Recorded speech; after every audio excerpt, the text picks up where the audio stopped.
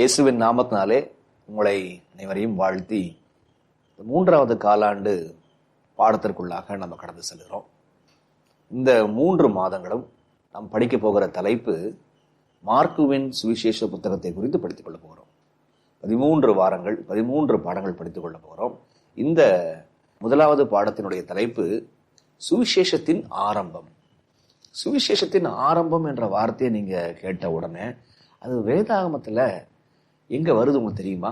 சுவிசேஷத்தின் ஆரம்பம் குறிப்பாக மார்க்கு புத்தகத்துல குறித்து நம்ம படிக்க போகிறோம்னா மார்க்கு புத்தகத்துல எங்க வருது தெரியுமா உங்களுக்கு? மார்க்கு 1:1 வாங்க. மார்க்கு 1:1 அங்க ஏதாவது வருதான்னு பாருங்க.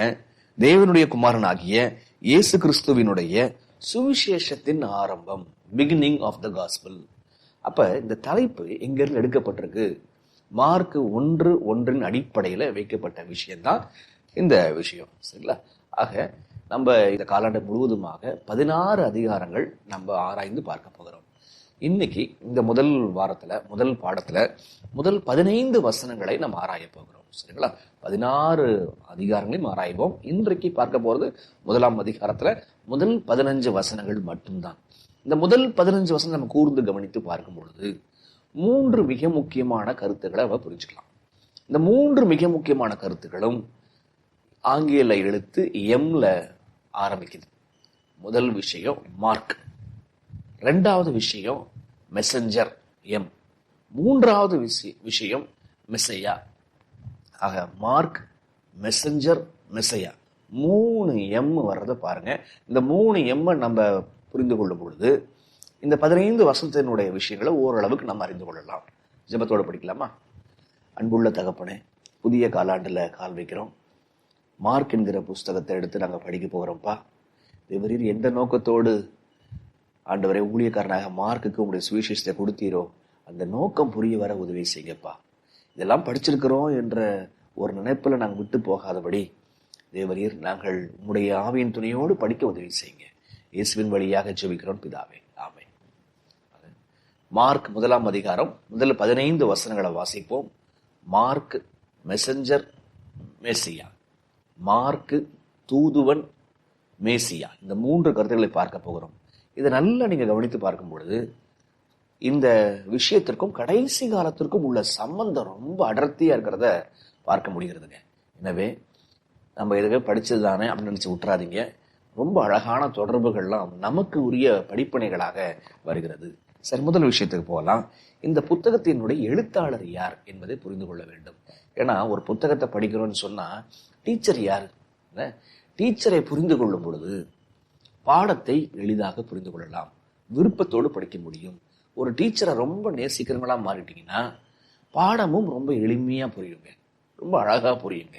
அந்த ஆழத்துல போய் நம்ம கருத்துக்களை எடுக்க முடியுங்க. சோ அப்ப இந்த புத்தகத்தினுடைய எழுத்தாளர் யார்? சரிங்களா? இந்த மார்க் எழுதின சுவிசேஷம் சொல்லிட்டு பைபிள்ல சொல்லப்பட்டிருக்கு. இந்த மார்க்கை குறிச்சு புதிய ஏற்பாட்டுல என்ன சொல்லியிருக்கிறாங்க என்பதை பார்ப்போம். வரணும்னு சொன்னா அப்போஸ்தலர் 12ஆம் அதிகாரத்துக்கு வந்துடணும். அப்போஸ்தலர் 12ஆம் அதிகாரத்துல ஒரு வசனம் வாசிக்கிறேன். அங்கு மார்க் என்கிற வார்த்தை வருகிறது. கொஞ்சம் இந்த மார்க் குறித்து கொஞ்சம் பயோடேட்டா, ஒரு வேலைக்கு போறோம்னு சொன்னா நம்மை குறித்து நம்முடைய முதல் தகவல் கொடுக்குறோம்ல, பயோடேட்டா சொல்றோம்ல, அப்ப ஒரு சின்ன மார்க் குறித்தான ஒரு பண்ண ஒரு தகவல் பாருங்க. 12 வாசிக்கிறேன், நல்லா கூர்ந்து கவனிங்க. வசனம் 12 வாசிக்கிறேன், 13 வாசிக்கிறேங்க. இப்ப பாருங்க. அவன் இப்படி நிச்சயித்து கொண்டு மார்க் என்னப்பட்ட என்னும் பெயர் கொண்ட யோவானுடைய தாயாகிய அவன் இப்படி நிச்சயித்து கொண்டு மார்க் என்னும் பெயர் கொண்ட யோவானுடைய தாயாகிய மரியாள் வீட்டுக்கு வந்தான். அங்கே அநேகர் கூடி ஜெபம் பண்ணி கொண்டிருந்தார்கள். பேதுரு வாசற்கதவை தட்டின போது ரோதை என்னும் பெயர் கொண்ட ஒரு பெண் ஒற்று கேட்க வந்தாள். இங்க மார்க் என்ற வார்த்தை வருகிறதா? மார்க் என்ற வார்த்தை வருகிறது.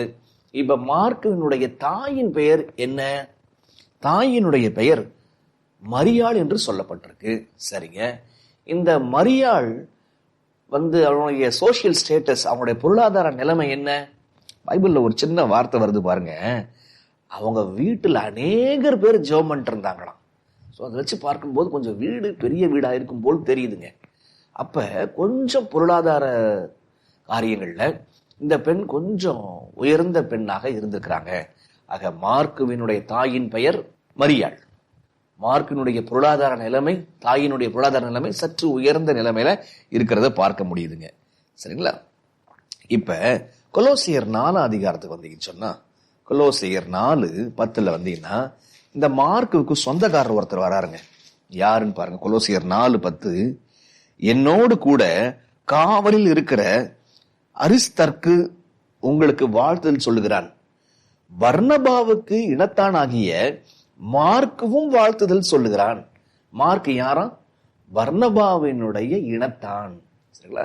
இன்னும் கொஞ்சம் உள்ள நோக்கி பார்க்கும் பொழுது தீர்க்கசினாவில பவுலின் வாழ்க்கை வரலாறுல தீர்க்கசி என்ன சொல்றாங்க அப்படின்னா, பர்னபா இவனுடைய மாமன், இவனுடைய மாமனாருங்க. மார்க்கு பர்னபாவினுடைய பொண்ணை தான் எடுத்து கட்டியிருக்காப்ல. சோ மார்க்குவினுடைய தாயின் பெயர் மரியாள். அவங்களுடைய பொருளாதார நிலைமை சற்று உயர்ந்த நிலைமையாக இருக்கிறது. மார்க்குவினுடைய மாமனார் பெயர் தான் பர்னபா. பர்னபாவுடைய பொண்ணை தான் இவன் கட்டியிருக்கிறான். சரிங்களா? சரி, இப்ப மார்க்குவுக்கு இன்னொரு பெயரும் இருக்கிறது. அது இன்னொரு பெயர் தான் ஜான் மார்க்.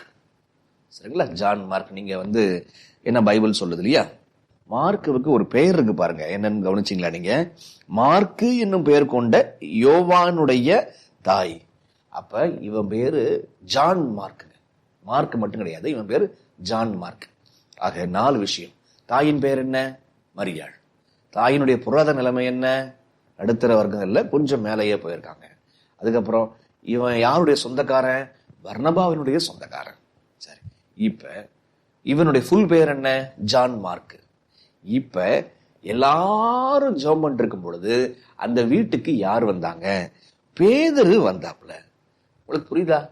அப்ப பேதுருவோடு தொடர்பு இருக்கிறது, பவுலோடு தொடர்பு இருக்கிறது, பர்னபாவோடு தொடர்பு இருக்கிறது. இப்படிப்பட்ட பெரிய பெரிய ஊழியக்காரரோடெல்லாம் தொடர்பு வைத்திருக்கிறவன் தான் இந்த மார்க். சரிங்களா?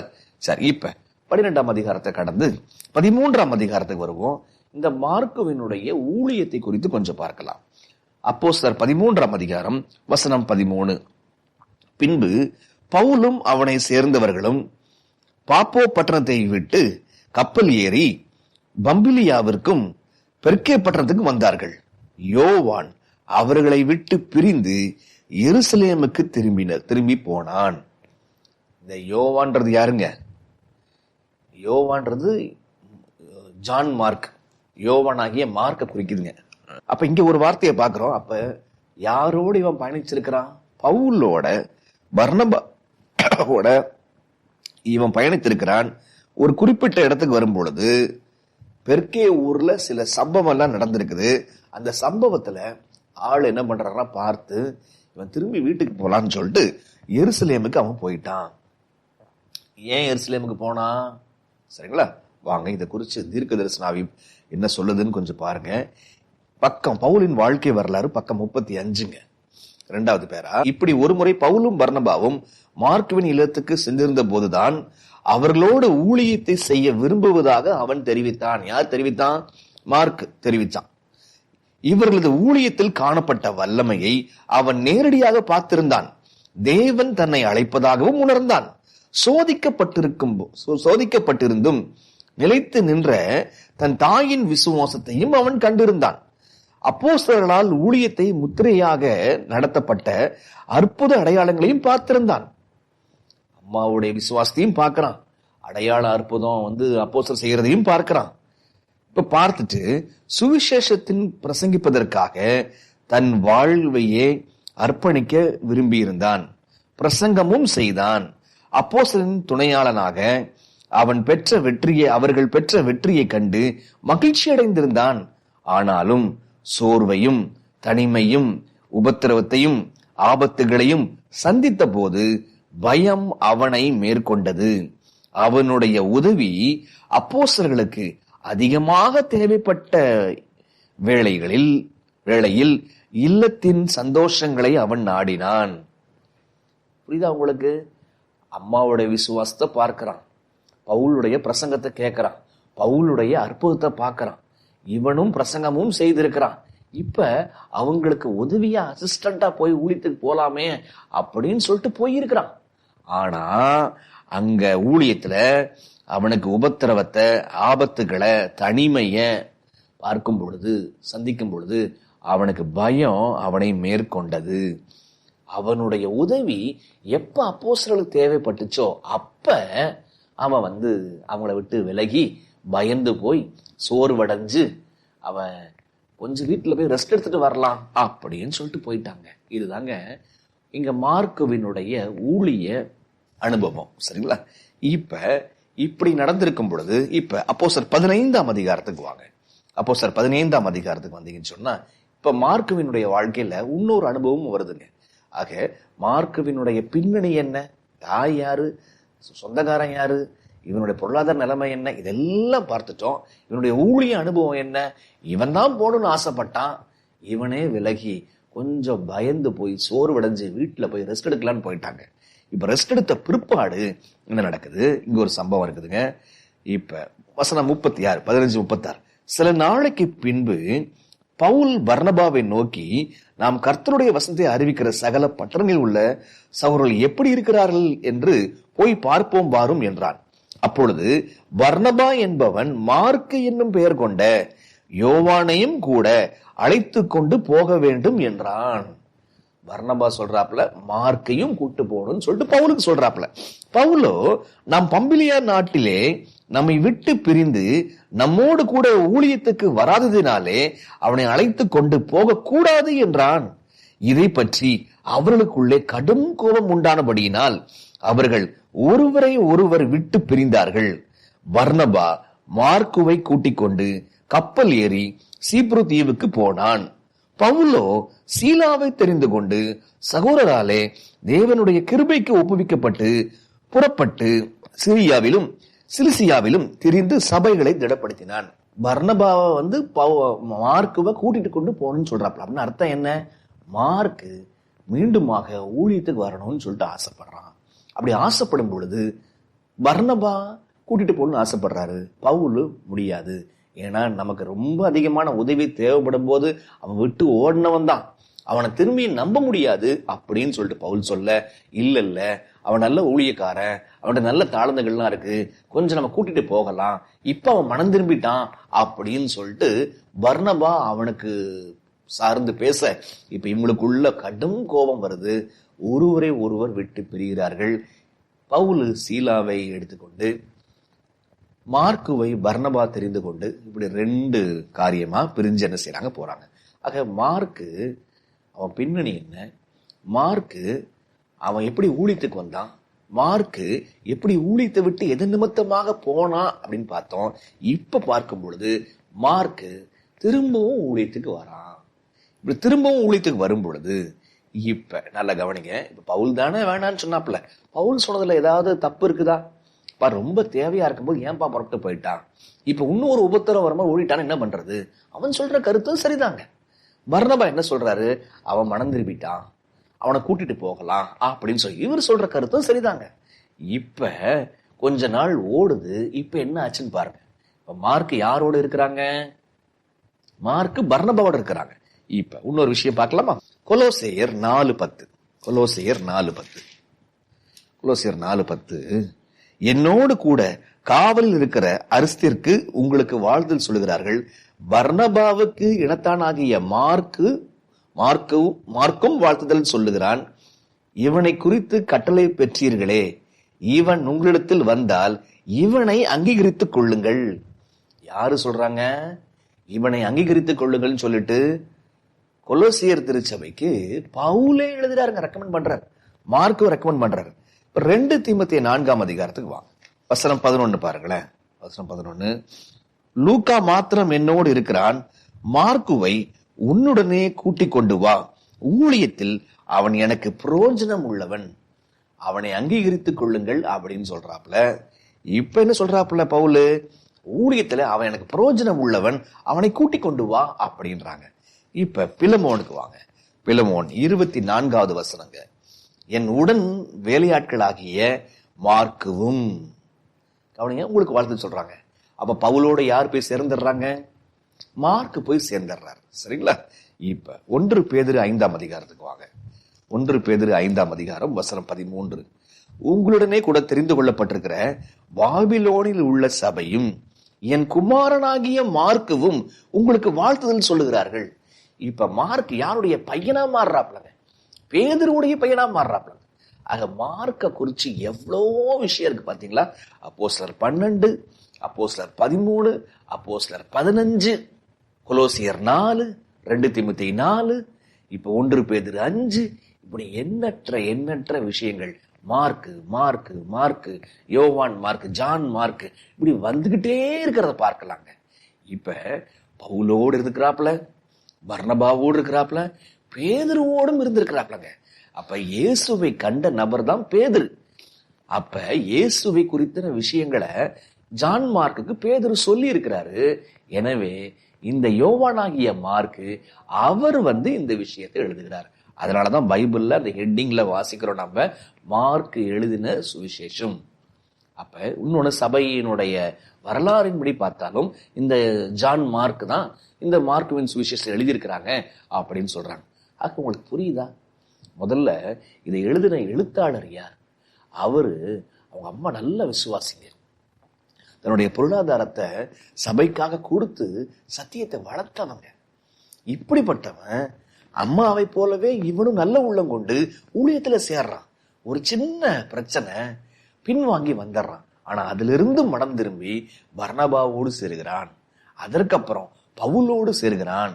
அதற்கப்புறம் பேதுருவோடு சேர்ந்து பேதுருவனுடைய மகனாக மாறுகிறான். பவுலுடைய நல்ல உடன் வேலையாளாக மாறிடுறாங்க.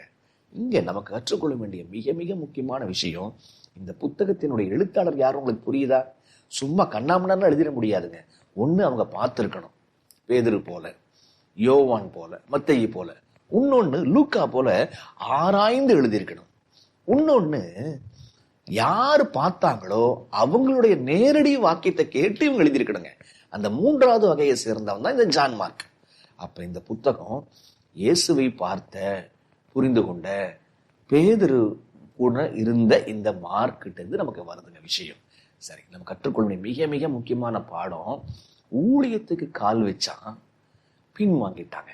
ஏதோ பயம், ஏதோ தனிமை, ஏதோ சோர்வு, ஊழியத்தை விட்டு பின்வாங்கி போனான். இது நமக்கு படிக்கும் பொழுது நம்ம ஏதாவது ஊழியத்துல பின்வாங்கி போயிருக்கிறோமா? நம்ம ஏதாவது ஊழியம் செய்வோம்னு சொல்லிட்டு மார்க்குடைய குணம் நம்முடைய குணமாக இருக்கிறதா? யோசிச்சு பார்க்கணுங்க. மார்க் திரும்பி வந்துட்டான் பாருங்க. அத போல இந்த வசனங்கள் நம்மையும் அழைக்கிறதுங்க. நீங்களும் இந்த ஊழியத்தை செய்வேன்னு சொன்னீங்களே, ஏன் பின்வாங்கி போனீங்க? திரும்பவும் அந்த இடத்துக்கு வாங்க அப்படின்னு சொல்லிட்டு ஆண்டவர் அழைக்கிறாருங்க. சரிங்களா? ஆக இந்த புத்தகத்தை எழுதியது ஜான் மார்க். முதலாவது விஷயம், முதல் எம்ம புரிஞ்சுக்கிறோங்க. 2வது விஷயம், இந்த மார்க்கு என்ன சொல்றாரு? சுவிசேஷத்தின் ஆரம்பம் சொல்லிட்டு 1:1 சொல்றாரு. இப்ப சுவிசேஷத்தின் ஆரம்பம் என்ன பாருங்க, எப்படி வருது பாருங்க. மார்க்குக்கு வாங்க, மார்க் 1:2 போலாங்க. மார்க்கு, மத்தேயு, மார்க்கு 1:2 எப்படின்னு சொல்ற பாருங்க. 2, 3, 4 வாசிக்கும் பொழுது அங்க இன்னொரு எம்ம பத்தி பாக்குறோம். அந்த இன்னொரு எம் என்ன? வாங்க, வசனம் 2. இதோ நான் என் தூதனை உமக்கு முன்பாக அனுப்புகிறேன். அவன் உமக்கு முன்னே போய் உமக்கு வழியை ஆயத்தம் பண்ணுவான் என்றும், கர்த்தருக்கு வழியை ஆயத்தப்படுத்துங்கள், அவருக்கு பாதையை செவி பண்ணுங்கள் என்று வனாந்தரத்திலே கூப்பிடுவனுடைய சத்தம் உண்டாகும் என்றும் தீர்க்க தரிசன ஆகமங்களில் எழுதியிருக்கிற பிரகாரமாய் யோவான் வனாந்தரத்திலே ஞானஸ்தானம் கொடுத்து பாவ மன்னிப்புக்கென்று மனம் திரும்புதலுக்கு ஏற்ற ஞானஸ்தானத்தை குறித்து பிரசங்கம் பண்ணி கொண்டு இருந்தான். அப்ப இங்க 2வது இன்னொரு விஷயத்தை பார்க்கிறோம். கர்த்தருக்கு வழியை ஆயத்தப்படுத்துகிற ஒருத்தர் வராப்புங்க. அதுதான் யாருன்னா, நான் என் தூதனை உனக்கு முன்னாக அனுப்புறேன், அவன் போய் வழியை ஆயத்தப்படுத்துவான். முதல் எம்மு மார்க்கு, 2வது எம்மு மெசஞ்சர், தூதனை குறிக்குது. இங்க சுவிசேஷத்தினுடைய ஆரம்பம் எங்கிருந்து வருது அப்படின்னா, தூதன் ஆண்டவர் அவர் வர்றதுக்கு முன்பாக ஒரு தூதனை அனுப்பியிருக்கிறாருங்க. அதை பத்தி தான் மார்க் எழுதுறாப்புல 2, 3, 4. இந்த யோவான் யாரு? அவர் தீர்க்க தரிசனத்தினுடைய நிறைவேற்றம். அது என்ன தீர்க்க நிறைவேற்றம்? பைபிள் சொல்லுது, நான் என் தூதனை உமக்கு முன்பாக அனுப்புகிறேன், அவன் வழியை உமக்கு முன்னே போய் வழி ஆயத்தப்படுவான் என்றும் தீர்க்க தரிசன ஆகமங்கள்ல எழுதியிருக்கிற பிரகாரமாய். இந்த வசனம் எங்க இருக்குது? நான் என் தூதனை உமக்கு முன்பே அனுப்புறேன் அப்படின்ற வசனம் எங்க இருக்கு? கமெண்ட்ல போடுங்க. சரிங்களா? அது தீர்க்க தரிசன புஸ்தகங்கள்ல இருக்குதான். சரிங்களா? இதை நம்ம புரிஞ்சுக்கிடுங்க. இப்ப இன்னொரு விஷயம் பாருங்க. இதை எழுதும் பொழுது இதே மாதிரி விஷயம் பைபிள்ல வேற சில இடங்கள்லயும் வருதுங்க. அது எங்க தெரியுமா வருது? யாத்திராகமத்துக்கு வந்துடுறாங்க. யாத்திராகமம் 23க்கு வாங்க. வழியில் உன்னை காக்கிறதற்கும் நான் ஆயத்தம் பண்ணின ஸ்தானத்திற்கு உன்னை கொண்டு போய் சேர்க்கிறதற்கும் இதோ நான் ஒரு தூதனை உனக்கு முன்னே அனுப்புகிறேன். மார்க் 1:2 தூதனை முன்னாடி அனுப்புறேன் அப்படின்ற விஷயம் இருக்கு பாத்தீங்களா? அது பழைய ஏற்பாட்டுல தீர்க்க தரிசன புத்தகங்கள் எங்கேயோ இருக்குதுங்க. அந்த தீர்க்க தரிசன புத்தகத்துல எங்கேயோ இருக்கிற விஷயம் அது எங்க இருந்து வருதுன்னா யாத்திராகமம் 23:20 வருதுங்க. இதோ நான் ஒரு தூதனை உனக்கு முன்னே அனுப்புகிறேன். அவர் சமூகத்தில் எச்சரிக்கையா இருந்து அவர் வாக்குக்கு செவி கொடு, அவரை கோபப்படுத்தாதே. நான் ஒரு தூதனை அனுப்புறேன் அப்படின்றார். எப்படி இஸ்ரவேல் எகிப்தை விட்டு வெளில வரும்போது ஒரு தூதன் முன்னடத்தி போனாங்களோ அது போலவே இயேசு கிறிஸ்து பின்னாடி வரப்போறாரு. அவருக்கு முன்பாக ஒரு தூதன் வராங்க. இப்ப யாத்திராகமம் 23 அடிப்படையில தான் மார்க் 1:2 எழுதப்பட்டிருக்குது. அடுத்தது ஏசாயா 40க்கு வாங்க. ஏசாயா 40 இந்த ஒரு 3 வசனம் பார்க்கணுங்க நம்ம. ஏசாயா 40 வசனம் 3 பாருங்க. ஏசாயா 40 வசனம் 3. இந்த மார்க் 1:2 இருக்குதே, இந்த 3 வசன அடிப்படையில் தான் எழுதப்பட்டிருக்கு. ஏசாயா 40 வசனம் 3. கர்த்தருக்கு வழியை ஆயத்தப்படுத்துங்கள், அவாந்திர வெளியிலே நம்முடைய தேவனுக்கு பாதையை சேவை பண்ணுங்கள் என்றும் பள்ளங்கள் எல்லாம் உயர்த்தப்பட்டு. இப்ப இங்க ஒரு வார்த்தையை பார்க்கிறோம். கர்த்தருக்கு வழியை ஆயத்தப்படுத்துங்கள். இந்த 3 இடத்துலயும் ஒரு வார்த்தை திரும்ப திரும்ப வந்துகிட்டே இருக்கு. கவனிச்சிங்களா? திரும்ப திரும்ப திரும்ப வந்துகிட்டே இருக்குதுங்க. என்ன வார்த்தை? வழி. யாத்திராகமம் 23 நான் என் தூதனை உங்களுக்கு முன்பாக அனுப்புறேன், அவன் என்ன உங்களை வழி நடத்துவான். அடுத்தது நம்ம பார்த்தோம், நம்ம ஏசாயா 40 பார்த்தோங்க. அப்புறம் இன்னொரு விஷயம் மல்கியா 3:1ங்க. மல்கியா 3:1. இந்த மார்க் 1:2 மார்க் எங்கிருந்து எடுத்து எழுதுகிறார்? ரொம்ப அழகா எவ்வளவு ஆராயறாங்கன்னு பாருங்க. மல்கியா 3:1. இதோ நான் என் தூதனை அனுப்புகிறேன், அவன் எனக்கு முன்பாக போய் வழியை ஆயத்தம் பண்ணுவான். கவனிச்சிங்களா? அப்ப யாத்திராகமம் 23 வருது, ஏசாயா 40 வருது, அதுக்கப்புறம் மல்கியால வருது. இந்த 3 வசனத்தின் அடிப்படையில தான் மார்க் 1:2 எழுதப்பட்டிருக்கிறது. இந்த 3 விஷயமும் எங்க போய் சேருது? 3 வசனங்களும் சொல்ற விஷயம், ஒரு நபர் முன்பாக வராங்க, வந்து என்ன செய்யறாங்க? வழியை ஆயத்தம் பண்றாங்க, வழியை காட்டுறாங்க. ஆக இந்த 3 வசனமும் நமக்கு சொல்லுகின்ற ஒரு விஷயம், வழியை காட்டுறாங்க, வழியை காட்டுறாங்க, போற பாதையை காட்டுறாங்கன்னு மட்டும் இல்லைங்க. இயேசு கிறிஸ்துக்கு இன்னொரு பேரே வழிதான். இந்த வழி ஞாபகம் இருக்கா? நானே வழியும் சத்தியமும் ஜீவனுமா இருக்கிறேன். அந்த வசனம் எங்க இருக்குது? போடுங்க, கமெண்ட்ஸ்ல போடுங்க. அப்ப இயேசு கிறிஸ்துக்கு இன்னொரு பேரே வழிதான். இப்ப கவனிச்சுக்கணும், இந்த வழியை காட்ட வரான்னா வழியை மட்டும், நம்ம தேவன்கிட்ட எப்படி போகிற வழி அது மட்டும் இல்லைங்க, இயேசுவையே காட்ட வராங்க. இதையும் நம்ம புரிஞ்சுக்கணும். ஆக இப்ப சுவிசேஷத்தினுடைய ஆரம்பம் எங்கிருந்து வருது? சுவிசேஷத்தின் ஆரம்பம் வழிய ஒருத்தர் காட்டுறாரு, வழிய ஒருத்தர் ஆயத்தப்படுத்துறாரு.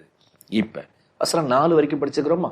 வசனம் 5 அப்படியே 8 வரைக்கும் போகும் பொழுது இங்க வேற சில விஷயங்களும் புரிந்து கொள்ள முடியுது. இந்த வழியை ஆயத்தம் பண்ற இந்த மெசஞ்சர் இருக்காரே, இந்த தூதனை பத்தி விஷயம் வருதுங்க.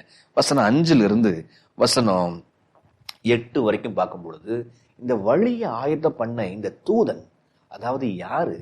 யோவான். வனாந்திரத்துல சத்தம் உண்டாயிற்றுன்னு சொல்லி படிச்சோம்ல.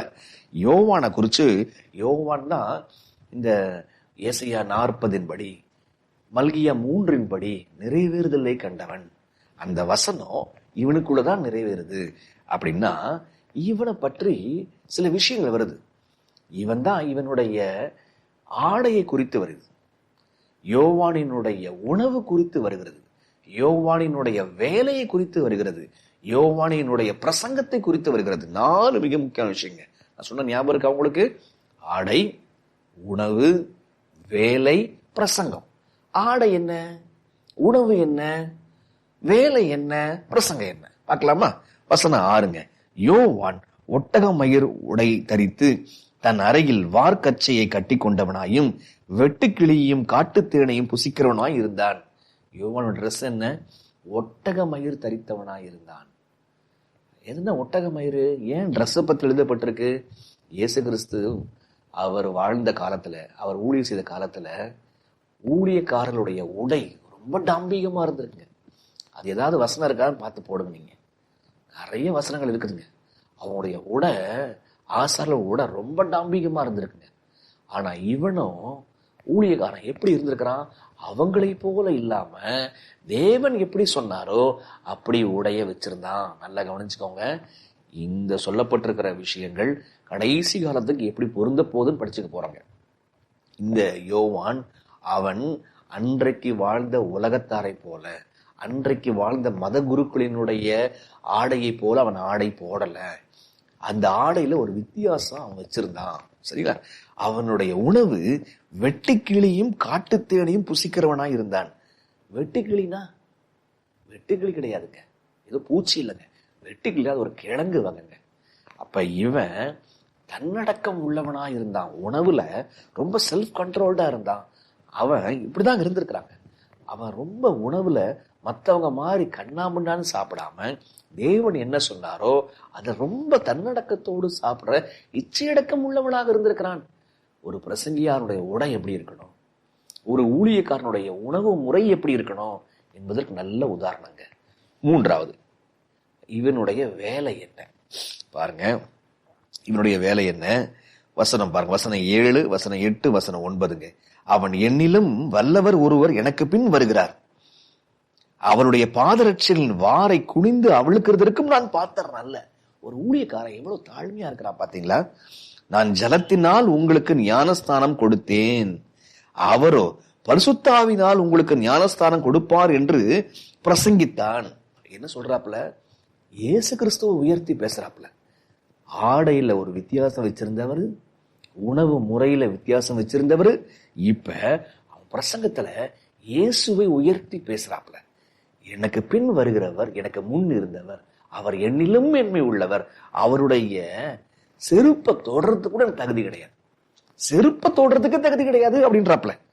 அப்ப இயேசுவை குறித்து பிரசங்கித்தான். அப்ப நம்ம என்ன செய்யணும்? சத்தியத்தை சொல்லுகிற நம்ம இயேசுவை எல்லா பிரசங்கங்களிலும் எல்லா வேத பாடங்களிலும் அவன் உயர்த்தி பிடிக்க வேண்டும். இப்ப அவனுடைய வேலை என்ன நீங்க சொல்லுங்க? அவன் வேலை ஞானமுழுக்கு கொடுத்து வந்தாங்க. இதுதாங்க ரொம்ப ரொம்ப முக்கியமான விஷயமா வருது. அவனுடைய வேலை ஞானமுழுக்கு கொடுத்து வந்தான். இப்ப இந்த மார்க் எழுதின விஷயத்துல இன்னும் கொஞ்சம் கூடுதலான விஷயம் யோவான்ல போய் பார்க்கலாங்க. யோவான் 1ஆம் அதிகாரத்துக்கு வாங்க. யோவான் 1ஆம் அதிகாரம். அங்க அவன் அந்த ஒளியல்ல, அந்த ஒளியை குறித்து சாட்சி கொடுக்க வந்தான். அவன் ஏன் வந்தான்? ஒளியை குறித்து சாட்சி கொடுக்க வந்தான். சரிங்களா? எப்படி சாட்சி கொடுக்க வந்தான் பாருங்க. வசனம் பாருங்க. வசனம் 23, 22ங்க. அவர்கள் பின்னும் அவனை நோக்கி, நீர் யார்? எங்களை அனுப்பினவர்களுக்கு நாங்கள் உத்தரவு சொல்லும்படி உம்மை குறித்து என்ன சொல்லுகிறீர்கள் என்று கேட்டார்கள். அதற்கு அவன், கவனிங்க, கர்த்தருக்கு வழியை செவி பண்ணுங்கள் என்று ஏசாயா தீர்க்கதரிசி சொன்னபடியே நான் வனாந்திரத்திலே கூப்பிடுகிறவனுடைய சத்தமா இருக்கிறேன் என்றான். நீர் யாருப்பா? என்னை அமுச்சு விட்டுருக்கிறாங்கப்பா, நீர் யாருன்னு சொல்லு. எப்பா, ஏசாயாவில் இங்க இருக்கா? இந்த அதிகாரத்தில் இப்படி இருக்குதா? நான் இப்படி கூப்பிடுறேன்னா அந்த வசனம் என்னை பத்தி தான் பேசுதுன்னு சொல்லிட்டு அந்த வசனத்தை நன்கு அறிந்திருந்தான். அந்த தீர்க்கதரிசன நிறைவேறுதல் தனக்குள் நிறைவேறி இருக்கிறது என்பதை தெளிவாக அறிந்திருந்தான்.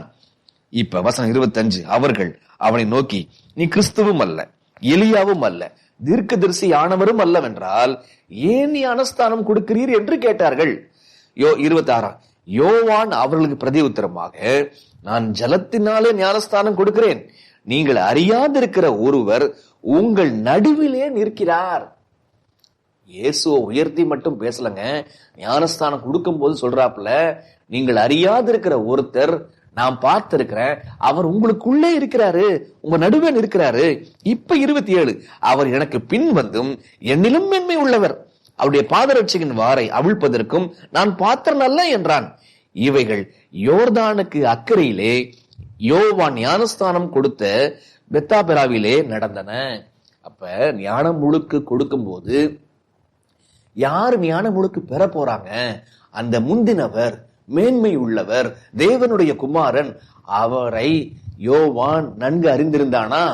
ஆமா, நன்கு அறிந்திருந்தான். இப்ப 29 மறுநாளிலே, எப்ப மறுநாள்ல? ஞான முழுக்கு மறுநாளிலே யோவான் இயேசுவை தன்னிடத்தில் வர கண்டு, அப்ப முதல் நாள் அங்க ஞான முழுக்கு பெற கூட்டத்துல இருக்கிறாப்ல. 2வது நாள் தன்னிடத்தில் வர கண்டு, இதோ உலகத்தின் பாவத்தை சுமந்து தீர்க்கிற தேவாட்டுக்குட்டி, எனக்கு பின் ஒருவர் வருகிறார், அவருக்கு எனக்கு முன் இருந்தபடியால் என்னிலும் மேன்மை உள்ளவர் என்று நான் சொன்னேனே, அவர் இவர்தான். அப்ப அவன் சொன்னானா? நான் சொன்னல்லப்பா, அந்த ஆட்டுக்குட்டி, அந்த ஒளி இவர்தான். நானும் இவரை அறியாதிருந்தேன். இவர் இஸ்ரவேலுக்கு வெளிப்படும் பொருட்டாக நான் ஜலத்தினாலே ஞானஸ்தானம் கொடுக்க வந்தேன் என்றான். அவருடைய வேலை புரியுதா?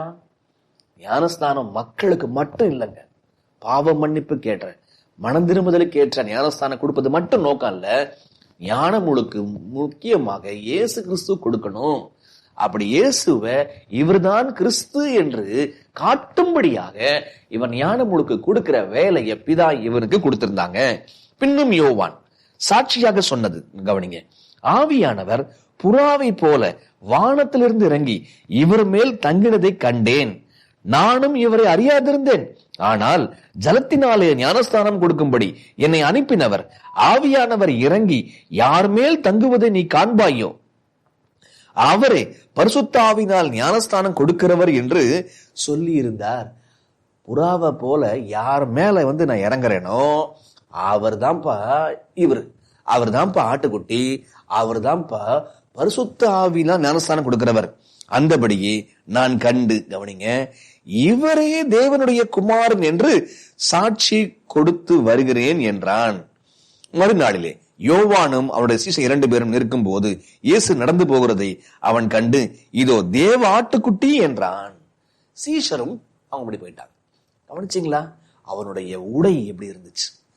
உலகத்தாரை போல, சத்தியத்தை புரிந்து கொள்ளாத மக்களுடைய உடை வேறு, இவனுடைய உடை வேறு. உணவு நல்ல சுய கட்டுப்பாட்டோடு இருந்த உணவு. அடுத்தது இவனுடைய வேலை ஞான முழுக்க கொடுக்கிற வேலை. இவனுடைய செய்தி இயேசுவை உயர்த்தி பிடிக்கிற செய்தியாக இருந்துச்சு. இப்ப ஞான முழுக்க ஏன் கொடுத்தான்? இயேசுதான் கிறிஸ்து, இயேசுதான் தேவனுடைய குமாரன் என்பதை உலகத்துக்கு காட்டும்படி செய்தான். செஞ்சுட்டு போயிட்டானா? சொன்னானா? நான் சொன்னனே, அவர் இவர்தான் தேவனுடைய குமாரன் 2 முறை சொல்றாப்ல. இவர் என்னிலும் மேன்மை உள்ளவர்னு சொல்றாப்ல. அப்ப யோவானினுடைய வேலை சின்ன ஊழியம், 6 மாச ஊழியம். அந்த 6 மாசத்துக்குள்ள அவர் இந்த வேலையை இயேசுவை காட்டணும், மக்களை மனம் திரும்புதலுக்கு வழி நடத்தணும். அதுதான் பைபிள் சொல்லுது. லூக்கா 1ஆம் அதிகாரத்துக்கு வாங்கல. லூக்கா 1ஆம் அதிகாரத்துக்கு வந்தீங்கன்னா அங்க ஒரு அழகான வார்த்தை இருக்கு பாருங்க, யோவானை பற்றி. பிதாக்களுடைய இருதயங்களை பிள்ளைகளிடத்திற்கும் கீழ்ப்படியாதவர்களை நீதிமானுடைய ஞானத்திற்கும் திருப்பி உத்தமமான ஜனத்தை கர்த்தருக்கு ஆயத்தம்படும்படியாக அவன் எலியாவின் ஆவியும் பலமும் உடையவனாய் அவருக்கு முன்னே நடப்பான் என்றான். யாரா? மக்களை மனம் திரும்ப வைக்கணுங்க, சரிங்களா? அவன்கிட்ட எலியாவினுடைய ஆவியும் பலமும் இருக்குங்க. அப்ப அவனுடைய வேலை என்ன? இயேசுவ கிறிஸ்துன்னு காட்டணும்.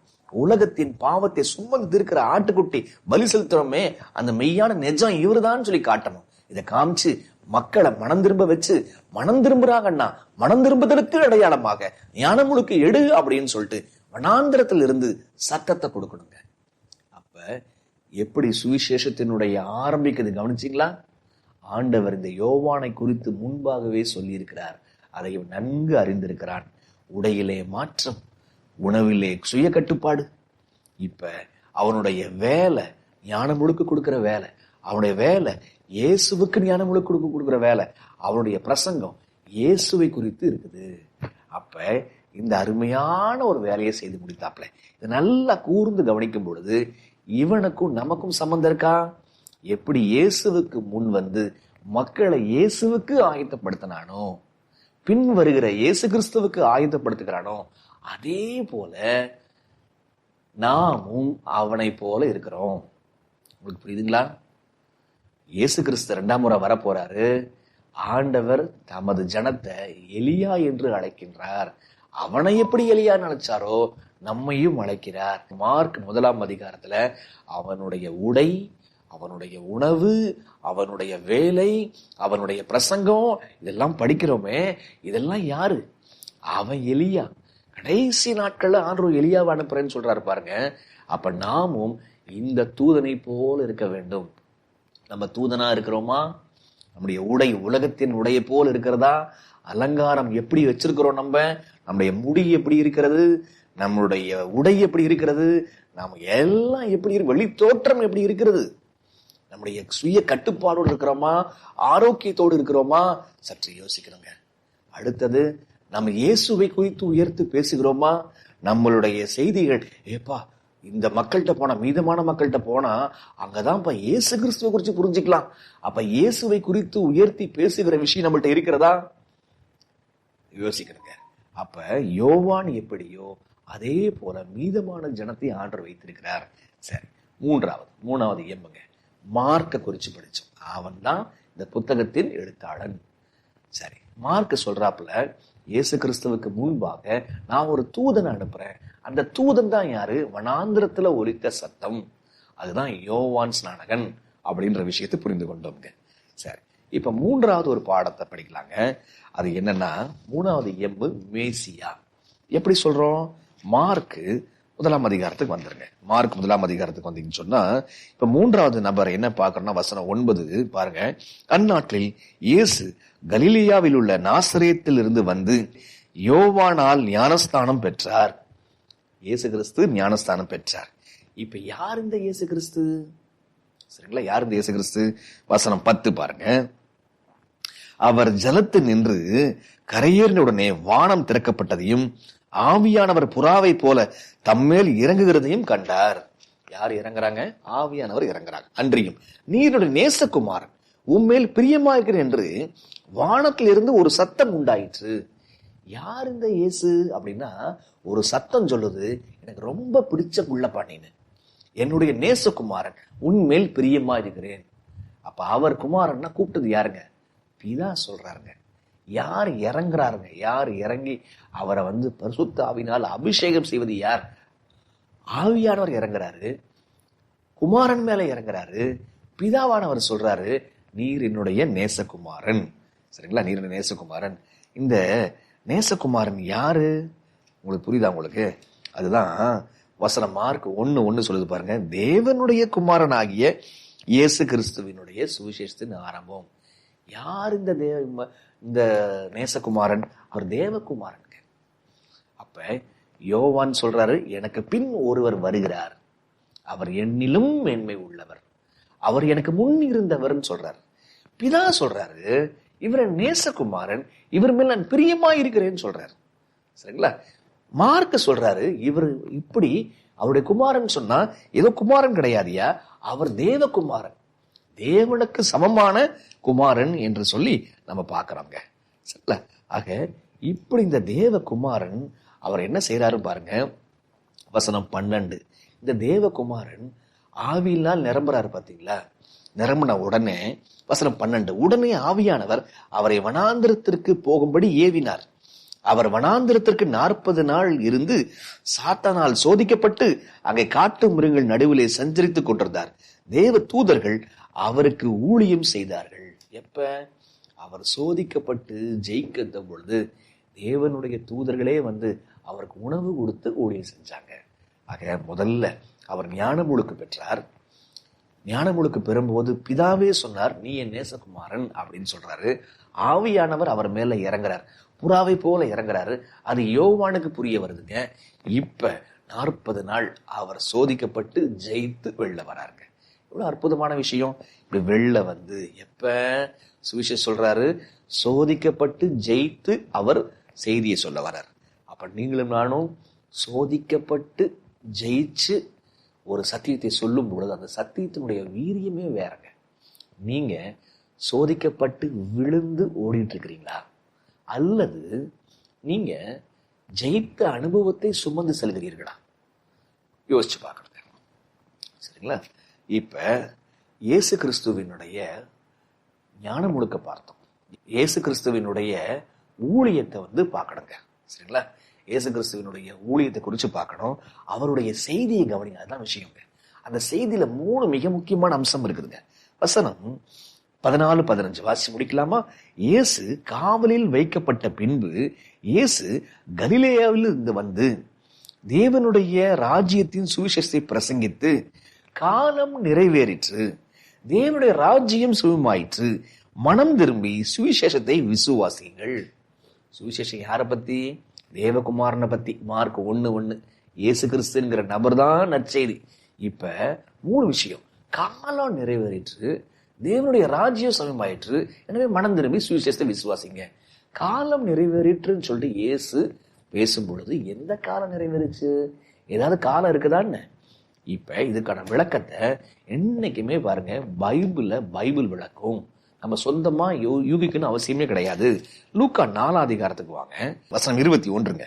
அப்பொழுது அவர் அவர்களுடனே பேசத் தொடங்கி, உங்கள் காதுகள் கேட்க இந்த வேத வாக்கியம் இன்றைய தினம் நிறைவேறிற்று. ஏதோ ஒரு வேத வாக்கியம் நிறைவேறிச்சுன்றார். எந்த வேத வாக்கியம் பாருங்க, வசனம் 17. அப்பொழுது ஏசாயா தீர்க்கதரிசியின் புஸ்தகம் அவரிடத்தில் கொடுக்கப்பட்டது.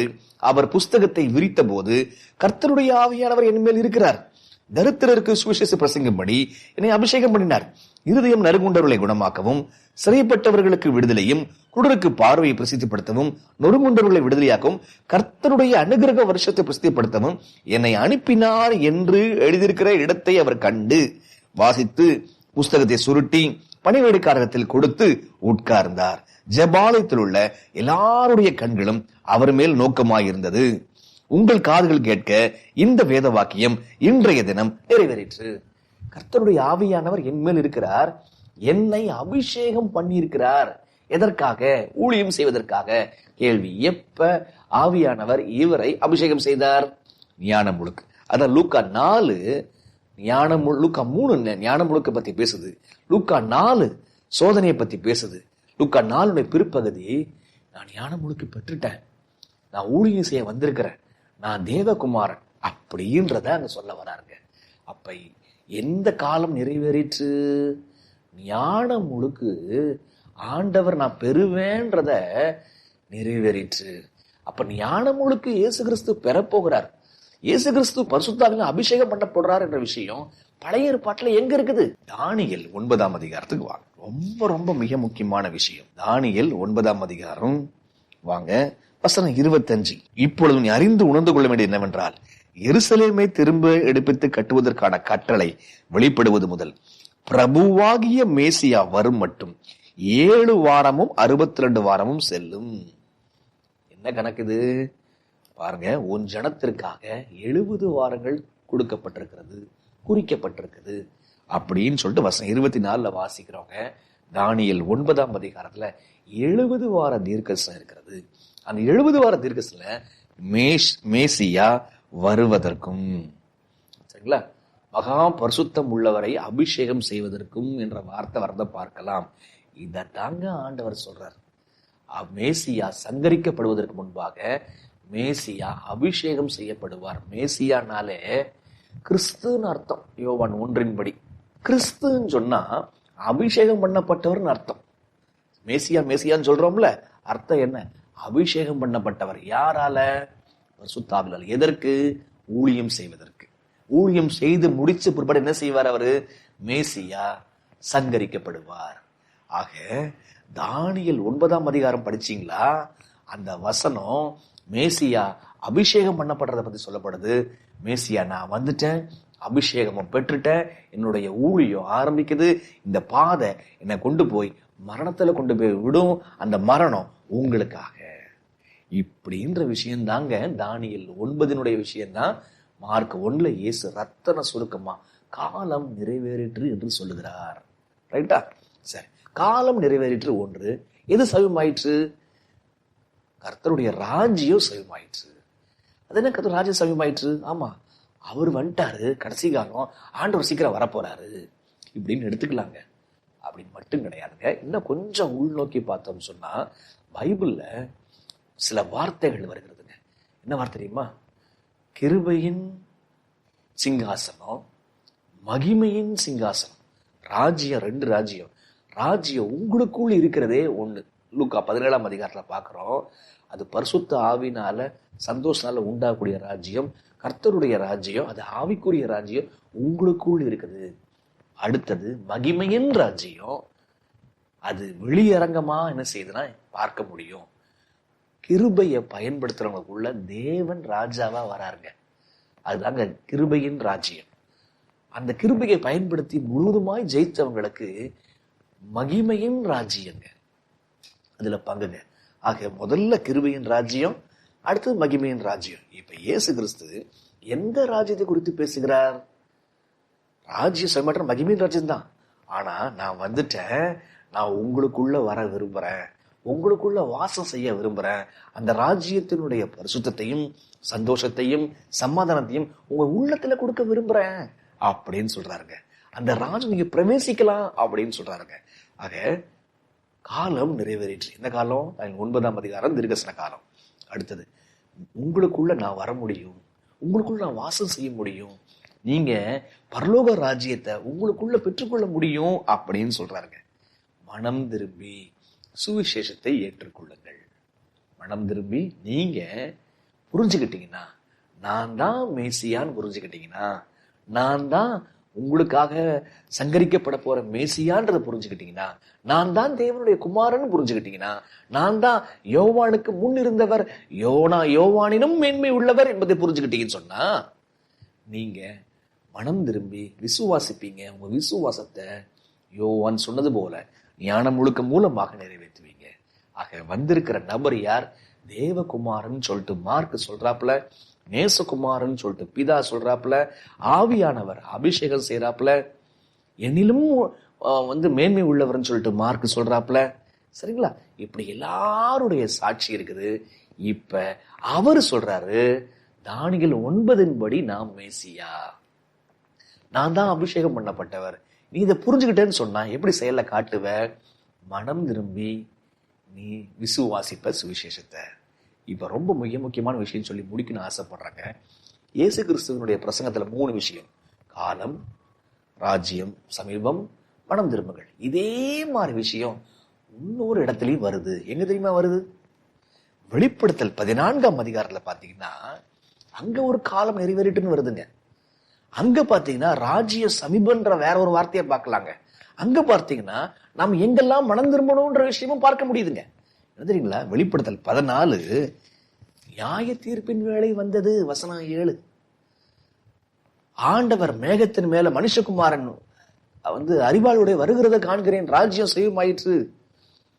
மார்க் 1ல மனம் திரும்பி அவரை சுவிசேஷ விசுவாசிங்கிற மாதிரி, நீங்கள் தேவனுக்கு பயந்து அவரை மகிமைப்படுத்துங்கள், அவர் நியாய தீர்ப்பு கொடுக்கும் வேலை வந்தது, வானத்தையும் பூமியும் சமுத்திரத்தையும் நீர் இருவற்றையும் உண்டாக்கினவரையே தொழுகை செய்யுங்கள்.